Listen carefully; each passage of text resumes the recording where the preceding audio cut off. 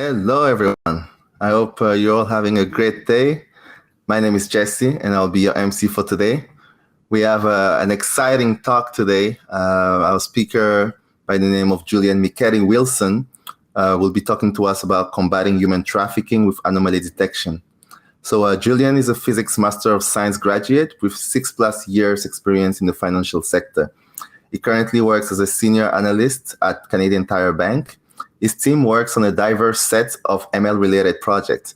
They design, develop, test, and productionize business-critical models and design ML-inspired tools to use at Canadian Tire Bank.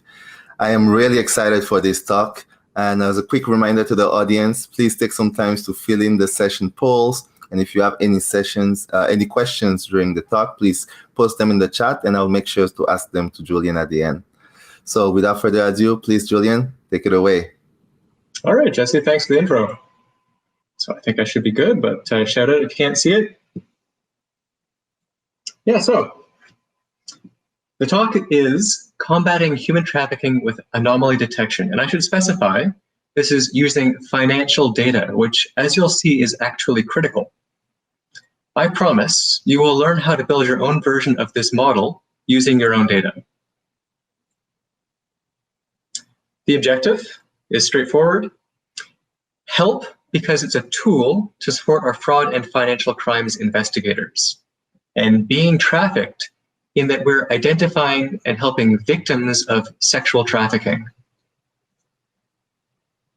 Let's lay out the groundwork for what this presentation is going to be. Start with the motivation. I'm going to tell you a little bit about the state of human trafficking in Canada and why we are in a unique position to help. We'll talk about features. This is like the feature engineering. And we'll tell you how we even know which features to engineer for a model like this. For the model, we'll compare traditional approaches to anomaly detection and develop a little bit of insight into how our chosen algorithm works. Maybe a refresher for some folks. The feedback is critical. For one, it's an unsupervised algorithm, so we'll need some sort of performance measures, and we'll rely on the fraud and financial crimes investigators for some of those. And future directions involves maybe improvements and maybe you. Let's dive in. To my surprise, human trafficking really is an issue in Canada. It's a different thing than human smuggling. Human trafficking involves the coercion of victims into servitude, often sexual, sometimes labor, for financial gain. Charges and cases have been on the rise. Note that a case can involve multiple charges. And note that we should take this data from Stats Canada here with a bit of a grain of salt. Official data on human trafficking are influenced by maybe departmental resources and priorities, maybe a reflection of increased resourcing from the police, or improvements in their detection strategies. It says completed here because they're really hard to prosecute. These particular cases take around a year to process, and many are dismissed, particularly when human trafficking is the most serious charge. In some cases, other related charges are actually pursued in lieu of human trafficking because they're so hard to prosecute. And this means that this criminal court case data may underrepresent the volume of human trafficking cases in Canada. Around 45% of the cases that are at least linked to human trafficking were not actually charged with that. But many times these completed cases are linked to other offenses. So this is to say there's another level in which detecting human trafficking is potentially useful, even if there are no direct human trafficking charges that arise from this. The stats show that the victims skew quite young, which might provide some motivation for other people. And it also increases the profiling we can do. One of the big problems police face is a lack of data. They cannot see what people are doing behind closed doors or in the wee hours of the night. But data is something that we do. I was happy to hear also that these departments are really not interested in prosecuting consensual sex work, they focus on human trafficking victimization and sexual exploitation. So the motivation is clear. There's a problematic crime on the rise, and it's difficult to detect with the data available to police. And we are in a unique position to help. It's also nice to work on a project, for me personally, that has the potential to do maybe significant good in the world if it works properly.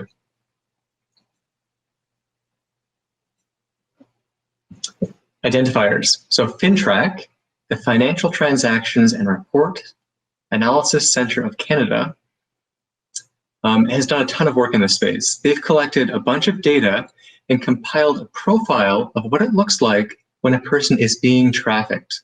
You could call this a financial fingerprint of human trafficking. They then released all of these indicators publicly in an operational alert. You can look them up in the link below, but I'll include it at the end of the presentation as well.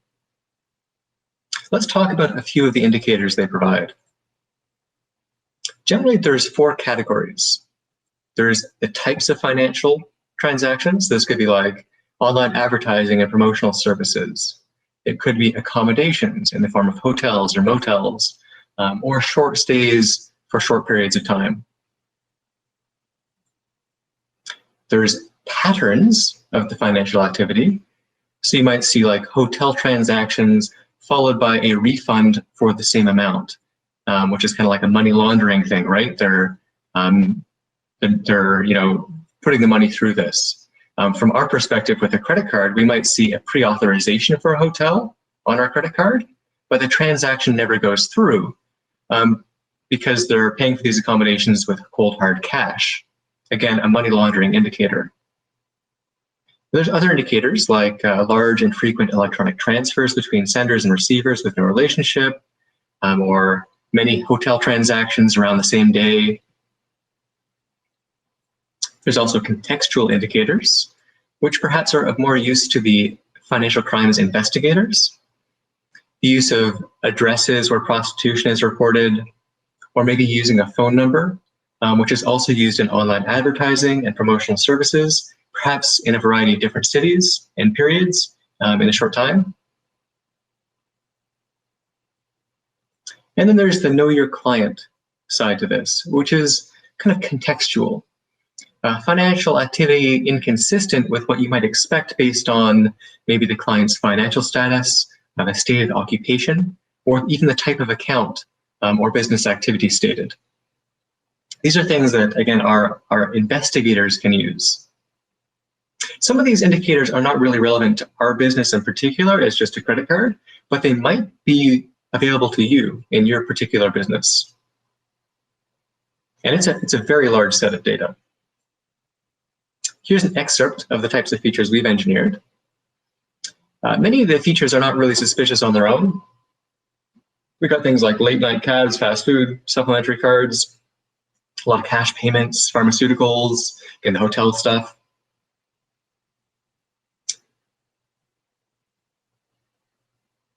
And though we're not limited to this operational alert, we can actually go and develop other features too. So we work with our fraud investigators to, leverage them for insights into what other features they think are interesting as well that we can leverage with our data. I like to call it crypto as one that was in there, but basically added no value because we just have, some limitations on our data, some constraints, and that we really can't track external purchases with high fidelity. So it's something we had to drop. We can also narrow down our profiling per the police profiling on these crimes and the FINTRAC reporting. Knowing that it's generally young females helps us isolate the portions of the population we might want to include in our model.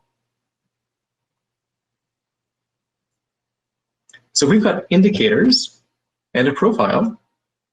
Now we can develop a model conceivably. A typical approach I've seen to these things is flagging certain activities or thresholds thereon. That would be, flags, thresholds up here. We landed on anomaly detection for a few reasons. Now, these are all somewhat debatable, like anomaly detection can be fairly interpretable, and counting flags can rank order somewhat. Anomaly detection is also easier to retrain and can capture changes in activity. For example, if there was a major global pandemic. It also captures feature interactions. We'll cover the success in the next section when we go to measurement, but for now I'd like to focus on why I think these feature interactions can be such a strong ingredient in this model. So let's provide a bit of intuition behind that. Here's some of our data. One of the identifiers in our data set is the number of recent late-night cabs a customer has paid for. If we were to develop FLAG to identify anomalies, generally what we do is define a threshold and flag anyone above that threshold. Another of our features is the number of times they pay off their credit card using cold hard cash. Again, a money laundering feature. We can do the same thing, define a threshold, and flag anyone above it. But look what happens when we consider the features together. We're certainly flagging outlier activity with respect to each feature individually. But what about these guys here? Intuitively, we might expect that people doing both of these activities is just as bad or worse as one person doing an arbitrarily large amount of these things. This is why we want to capture feature interactions in our model, because they can add a layer of granularity that hard thresholds don't add, in addition to the flexibility for the retraining. For the model itself, we're looking at two flavors of the same idea, isolation forests. This image is from the original isolation forest paper. The intuition is that a normal data point is a lot harder to isolate from a group than an outlier. That is, it would take fewer random cuts on average to isolate an outlier than it would to isolate someone who's more normal. Let me provide a little bit of intuition or a refresher on how these forests work, in particular, how the extended isolation forest, which is a recent flavor of isolation forests, work. The extended forests can kind of cut multiple data points at the same time through multiple dimensions.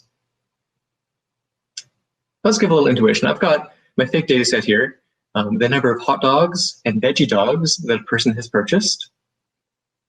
Our algorithm will randomly subdivide the data, and then it'll do it again for the subgroups. And you'll notice how quickly we've isolated one of these data points, this red dot here. We're going to give that one a high anomaly score. And then we continue. We'll keep subdividing randomly through random hyperplanes until, okay, we've isolated another point. But it took longer to do so. So they're slightly less anomalous, proportional to how many more cuts it took to isolate them. This is an ensemble algorithm. So after fully processing this data, we're actually going to repeat the process. In reality, they subsample the data and build on different subsets. The second time I run it, I might end up with a slightly different result based on the randomness of the cuts. And after running this many, many times and aggregating the results, you get a score for how anomalous each of the individuals are, and a model which you can train based on these different regions.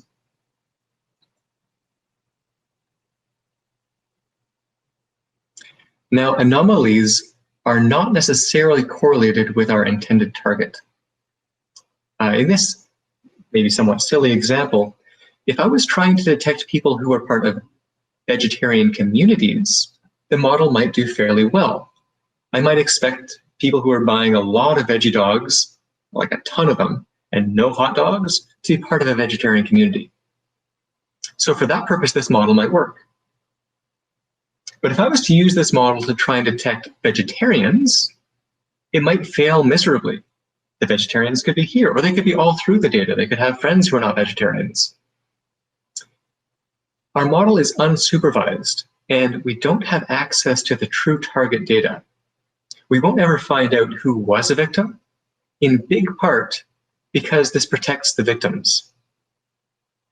So we need another way to actually measure the performance of our model and to know that based on the indicators we've engineered, is it actually, successfully isolating the accounts that we want to track? So there's a couple of approaches we can take to this. One is we can just dissect the model itself and look at who it's scoring as most anomalous. And potentially, we can remove any obvious issues. For example, we found out that repeated teachers was a problem. The first model we had many overlapping indicators related to fast food. Indicators like late night fast food, frequency of fast food, total amount of fast food, percentage spend, which was fast food. And perhaps you could imagine what was happening with the algorithm. This gives the anomaly detector many more opportunities to cut on this fast food data as it's randomly choosing fields to split on. It ended up making fast food by far our strongest feature. One of the fraud guys described this as basically flagging sorority girl activity for this particular model. So this model took some tweaking initially, but it was something that we could do just by looking at the accounts and hand waving it a little bit. Then there's the feedback and uptake from the internal fraud and financial crimes investigators. Many businesses that deal with credit and lending and financial data have a team like this. Our model is powerful in that it can see the data from many different lenses than the investigators can. But the investigators have another advantage, and that is that they can actively seek out data, for example, online classifieds tied to a phone number, in a way that we can't easily automate, giving them access to data that we don't have in our model, and they can apply a broader context to this data. So we send them a short list of accounts every month, and we also note when these accounts have appeared in previous lists or multiple times to both capture longer-term trends and help them minimize time to investigate if they're seeing an account multiple times. And the feedback is that they're really digging this list. So these are accounts who would not normally be found by their rules, kind of like needles in a haystack, or that people, in these lists, it would require infeasible amounts of time and resources to review enough cases to find people like this. Most of the lists we're sending them, in fact, most of the people in the lists, they've considered to be worth investigating. So this is kind of like wishy-washy, but it's very strong feedback from them. And a little bit harder, 19% of the people we've identified in our lists over a period of time, they've deemed to be particularly suspicious, so much so that they've sent them back as a sublist and something we can add to our records and say, okay, it looks like we're doing a good job, and who are we flagging? To me, this is success. We're providing the investigators a useful view to this kind of activity. And the demand for continuing and evolving this list has been kind of startling to me. So I'd call this a success. Even if it's hard to measure, these are the kind of things that we can look at. And so as they're pushing for development and continued refinement of this model, that's something we can do. We can continually refine and develop this model, defining features. Even working with the financial crimes team has given us a lot of opportunity to see it from their point of view. And so they're giving us a lot of great suggestions on features they might want to see in the data.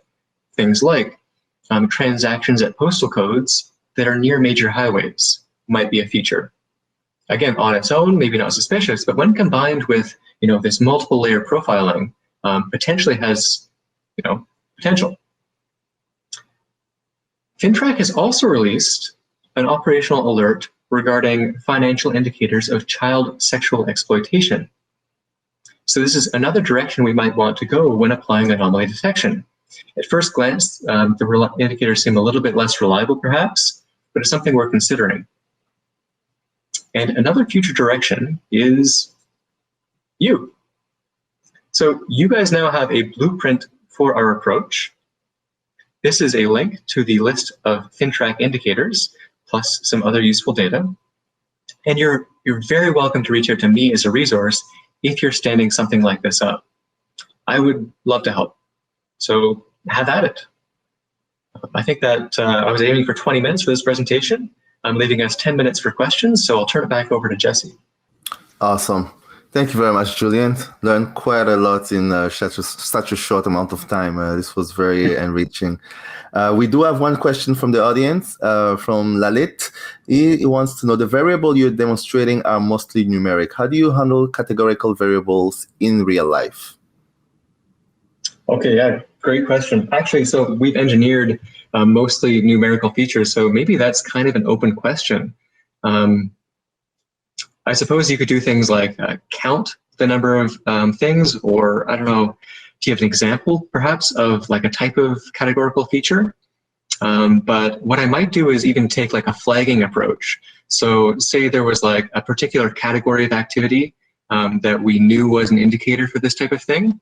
I might make a Boolean flag just around that one, kind of like a one-hot encoding type thing, just based on that single feature.